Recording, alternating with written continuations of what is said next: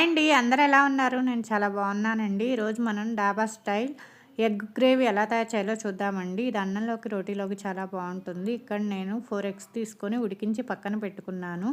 ఈ దీంట్లోకి మనం ఆనియన్స్, టమోటా, కొత్తిమీర, పచ్చిమిర్చి వీటన్నిటిని కూడా మిక్సీ వేసుకోవాలండి. ఒక మిక్సీ జార్ తీసుకొని ముందుగా నేను ఇక్కడ ఆనియన్స్ కట్ చేసుకొని ఈ మిక్సీ జార్లో వేసుకున్నాను. మీ కారానికి తగ్గట్టుగా మీరు పచ్చిమిర్చి వేసుకోండి. నేను 3 పచ్చిమిర్చి వేసుకున్నాను. ఆ తర్వాత నేను ఇక్కడ టమోటాలన్నిటినీ కూడా కట్ చేసేసి టమోటాలన్నీ కూడా ఈ మిక్సీ జార్లో వేసుకున్నానండి. నేను ఇక్కడ ఒక 4 టమాటాలు తీసుకున్నానండి. ఆ టమాటాలను కూడా కట్ చేసి వేసేసుకున్నాను. అంతేకాకుండా దీంట్లోకి మీ దగ్గర క్యాష్యూస్ ఉంటే క్యాష్యూస్ వేసుకోండి. టేస్ట్ చాలా బాగుంటుంది. నేను ఇక్కడ ఒక 10 క్యాష్యూస్ వేసేసుకొని ముందుగా దీన్ని అంతటినీ కూడా మిక్సీ వేసుకున్నానండి. ఇలాగ మెత్తగా మిక్సీ అయిన తర్వాత నేను ఒక గుప్పెడు కొత్తిమీర తీసుకున్నానండి. శుభ్రంగా కడుక్కొని కొత్తిమీరని కూడా దీంట్లో వేసేసుకోవాలి. వేసుకొని ఒక్కసారి దీన్ని మిక్సీ తిప్పుకోండి. మెత్తగా అయ్యేంత వరకు కూడా మిక్సీ తిప్పుకొని దీన్ని ఇట్లా వస్తుందండి మెత్తగా. ఆ తర్వాత ఒక కళాయి స్టవ్ మీద పెట్టేసుకొని ఒక 2 స్పూన్స్ ఆయిల్ వేసేసుకోవాలండి. ఈ 2 స్పూన్స్ ఆయిల్ బాగా వేడైన తర్వాత మీ ఇంట్లో ఉన్నటువంటి మసాలా దినుసులు వేసుకోండి. నేను ఇక్కడ కొంచెం లవంగాలు, జాపత్రి వేసుకున్నాను. అంతేకాకుండా నేను ఇక్కడ ఒక పెద్ద 2 ఆనియన్స్ని కూడా కట్ చేసి వేసుకున్నానండి. ఆనియన్స్ని ఇలా పొడవుగా కట్ చేసుకోండి. పొడవుగా కట్ చేసుకొని వేసేసుకోవాలి. ఇలా ఆనియన్స్ మొత్తం వేసేసుకొని దీన్ని సిమ్లో పెట్టుకొని మనం ఆనియన్స్ మొత్తాన్ని కూడా వేయించుకోవాలండి. నేను ఒక పచ్చిమిర్చి వేసుకున్నానండి. మీకు ఇష్టమైతే ఒక పచ్చిమిర్చిని యాడ్ చేసుకోండి. ఆ తర్వాత ఆనియన్స్ తొందరగా మగ్గటం కోసం నేను ఇక్కడ ఒక స్పూన్ ఉప్పును కూడా వేసుకొని కలుపుకుంటున్నాను. ఈ ఉప్పు వేయటం వల్ల ఆనియన్స్ బాగా తొందరగా మగ్గుతాయి. అందుకని ఉప్పు వేసుకోండి. ఆ తర్వాత ఒక స్పూన్ పసుపు కూడా వేసుకొని బాగా కలుపుకోవాలండి. ఇవి రెండు కూడా బాగా కలిసే విధంగా కలుపుకోవాలి.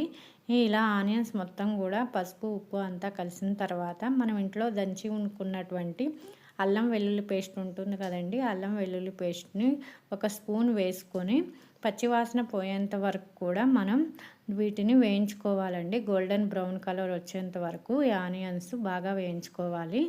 ఇలా వేయించుకోవటం వల్ల కర్రీ టేస్ట్ చాలా బాగుంటుంది. ఇలా వేయించుకోండి. అలాగా మొత్తం కూడా వేగిన తర్వాత గోల్డెన్ బ్రౌన్ కలర్లో వచ్చేసింది చూడండి. ఇలా గోల్డెన్ బ్రౌన్ కలర్ అంతా వచ్చిన తర్వాత మనం ఆల్రెడీ మిక్సీ వేసి పెట్టుకున్నటువంటి మసాలా ఉంది కదండి. ఈ మసాలా మొత్తాన్ని కూడా మనం ఈ కడాయిలో వేసేసుకోవాలి.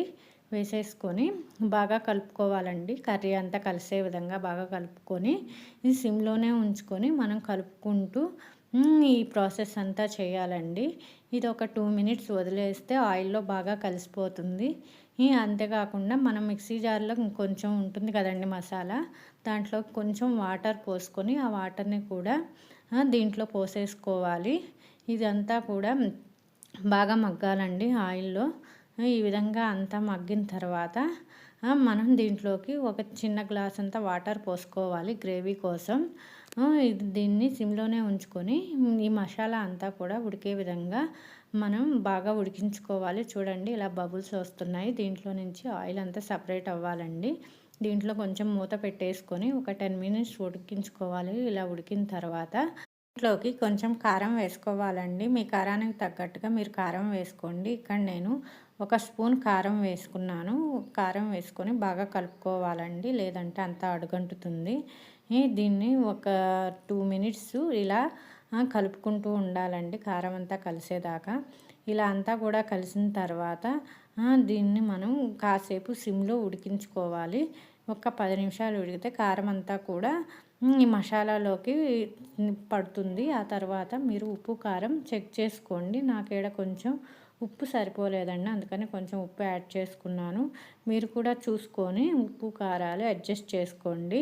ఇలాగా ఉడకాలండి, ఆయిల్ అంతా సపరేట్ అవ్వాలి. ఇలా బబుల్స్ వచ్చి ఆయిల్ అంతా సపరేట్ అయిన తర్వాత మనం ఆల్రెడీ ఉడికించుకున్నటువంటి ఎగ్స్ ఉన్నాయి కదా, వాటికి ఇక్కడ చూపిస్తున్నట్టుగా చాకుతో ఎగ్స్ చుట్టూ కూడా ఘాట్లు పెట్టుకోవాలి. ఇలా చేయటం వల్ల మనకి మసాలా అంతా ఎగ్ లోపలికి వెళ్ళి ఎగ్ చాలా టేస్ట్గా తయారవుతుందండి. అందుకోసంగా నేను ఈ విధంగా ఎగ్స్కి ఘాట్లు పెట్టుకుంటున్నాను. ఈ విధంగా నేను తీసుకున్న 4 ఎగ్స్ కూడా ఘాట్లు పెట్టుకుంటున్నాను. ఇలా అన్నిటికీ ఘాట్లు పెట్టుకున్న తర్వాత మనం ఎగ్స్ అన్నిటినీ కూడా ఈ కళాయిలో వేసేయాలండి. ఈ కర్రీలోకి వేసేసి బాగా కలుపుకోవాలి. కొంచెం గుడ్లన్నీ కూడా దానికి మసాలా పట్టే విధంగా ఒకసారి కలుపుకొని దీన్ని కూడా ఒక 5 నిమిషాలు ఈ మసాలాలో ఉడికించాలండి. ఇలా ఉడికిన తర్వాత ఆయిల్ అంతా సపరేట్ అవుతుంది. ఇలా ఆయిల్ అంతా సపరేట్ అయిన తర్వాత దీంట్లో మనం కొత్తిమీర ఉంటే కొత్తిమీరతో గార్నిష్ చేసుకుంటే కర్రీ రెడీ అయిపోతుందండి. దీన్ని మనం రైస్లోకి తినచ్చు, రోటీలోకి తినచ్చండి. రోటీలోకి చాలా బాగుంటుంది. మీరు ట్రై చేయండి. Please subscribe my